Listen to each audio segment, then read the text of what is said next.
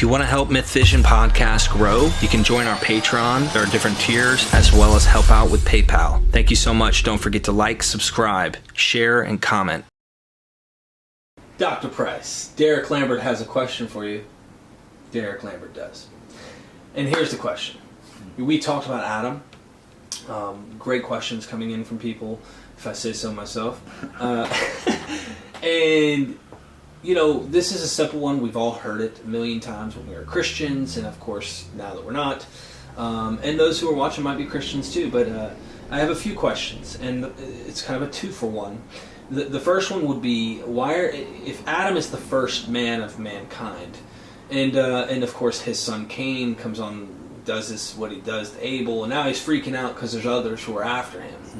All right, I know you're a critical scholar and stuff, so how do we deal with that? Adam's supposed to be the first man. Here we have Cain. Right, that's the first part of the question. You know where I'm going with that. And for those who are watching that think Adam is the first man, why is Cain running from people? Who are these people that he's running from that exist? And then number 2 would be Enoch. I know this is 2 separate kind of questions, but you mentioned Enosh being the first man, another narrative of Israel's first man. Is Enoch, who walked perfectly and upright, that was taken, possibly something interesting here? What's going on with him? I know the New Testament mentions this guy, faith, whatever, in Hebrews it talks about him having faith and God taking him. But first with Cain, if you don't mind, how is Adam the first man of all mankind, his wife Eve, the only wife he has, boom, all these children come. Is Cain running from his own people, descendants of Adam himself, or what's going on with that? Well, Cain seems to have been a popular hero/rogue. There must have been loads of stories about him that were not consistent with one another, and I always like to parallel him with Xena, warrior princess. The premise of the show is that she was an ancient warrior and ancient when. It's, if you look at a number of episodes, you got to say, well, wait a minute. She is at the siege of Troy. She meets Goliath. She meets Galen, the physician from the 2nd century A.D. She sees Joseph and Mary headed for Bethlehem. She meets Julius Caesar. How old was this woman? Was she the wandering Jew? Did she live for century after century? They don't mean to say that. They just figure, well, this isn't a history lesson. Let's just take advantage of these interesting scenarios from the past. And I think it was the same with Cain. These stories do not fit together. The thing with those whoever finds me will slay me, and he gives them the mark to say, that certainly is an attempt to explain the Kenite tribe, who were allies of David, etc., who were pretty rough customers, and they had a tribal tattoo. And they were so rough, this is why I say, keep on walking, buddy. And if somebody was in a bar with one of these guys, oh yeah, hey pal, this guy's a Kenite. Excuse me, sir. That was the point of it, that God gave him this special mark to protect them, and surely that's the point. And they were violent, hence the link with Cain. But that's that. There must have been nomads too, because he's not going to dwell in any place.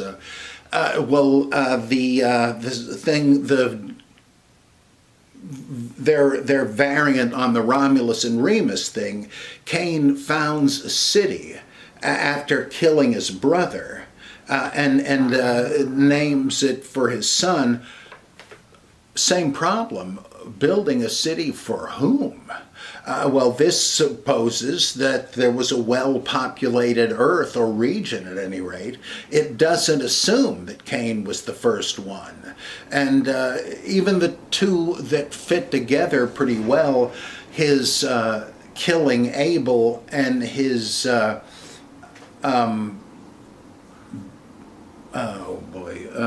being the first man, even those don't necessitate each other. The one is the accepting of the sacrifice of Abel slaughtered sheep, and the salad that Cain gives Jehovah, that's just to tell you, according to one group, what you should offer God and what you shouldn't.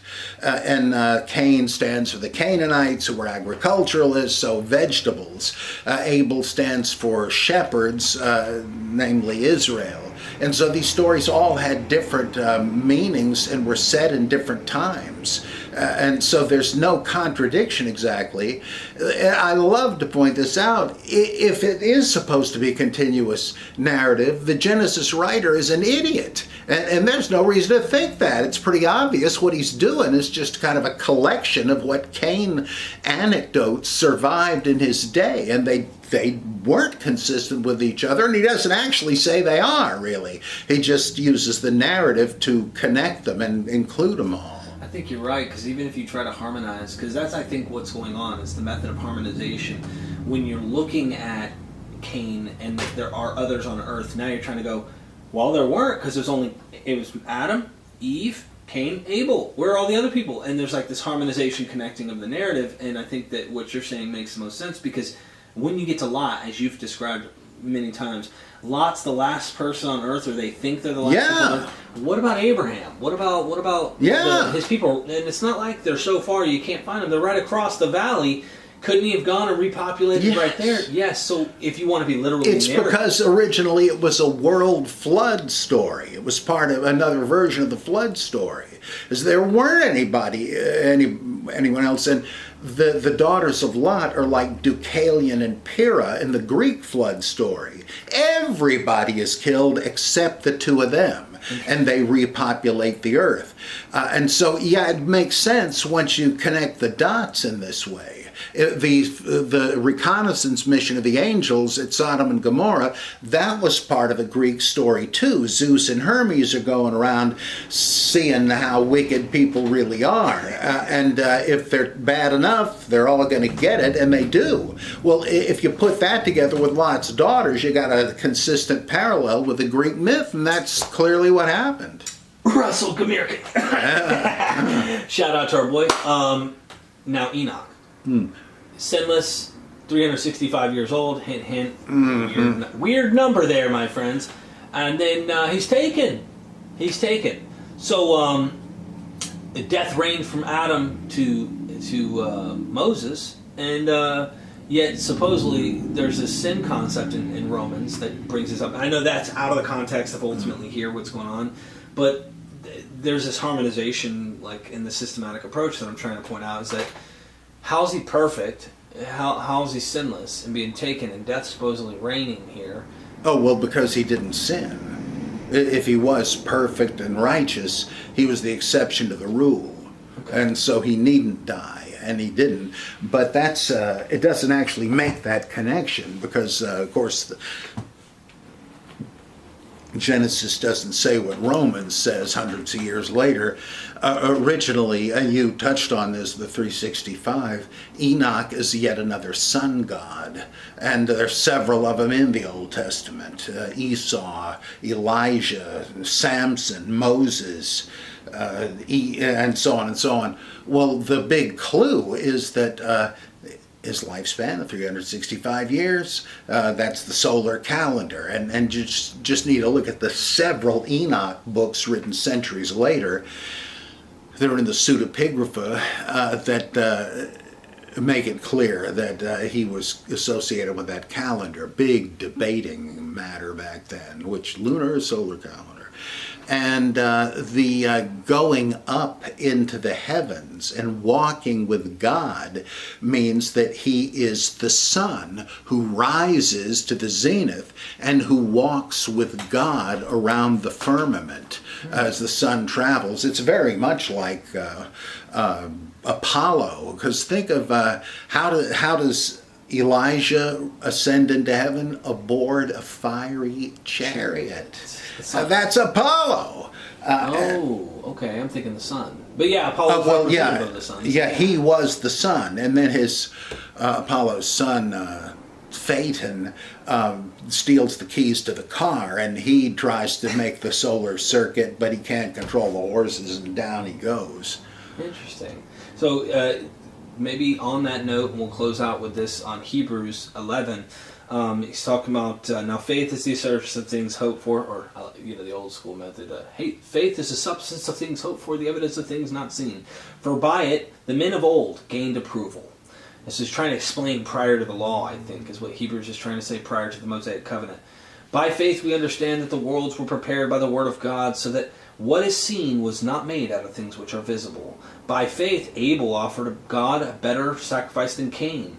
Interesting that he says that here when we know it was the substance of his... This is all kind of refried in Hebrew and Christian idiom. I'm just like, this is funny because he mentions Enoch, right? So we're like, okay. And this guy, the way he's describing it, I don't know, I can't read the author's brain, but sounds like he takes these characters literal. Well, I think the Genesis writers did too. They just didn't erase they didn't tie up the loose ends that showed an earlier origin that meant something else. Okay. So he says, through which he obtained the testimony that he was righteous, God testifying about his gifts, and through faith, though he is dead, he still speaks. By faith Enoch was taken up, so that he would not see death, and he was not found because God took him up. For he obtained the witness that before his being taken up he was pleasing to God. And without faith it is impossible to please him. And I think that's all he says about Enoch there. Yeah, then he goes into Abraham and such. This is similar to Elijah, except he had never sinned. This guy's claimed to have never sinned, correct? He's just taken up according to the narrative. But it's it doesn't actually say he never sinned, but it says about Job that he was perfectly righteous. Does that mean he never had an unkind word at somebody when he was feeling rotten? I don't know. I mean, I don't know what they would have considered a sin, right. But it certainly means that people would say, hey, look at that guy, I really admire him. He let his light shine, no pun intended, with the solar thing, and people thank God for him.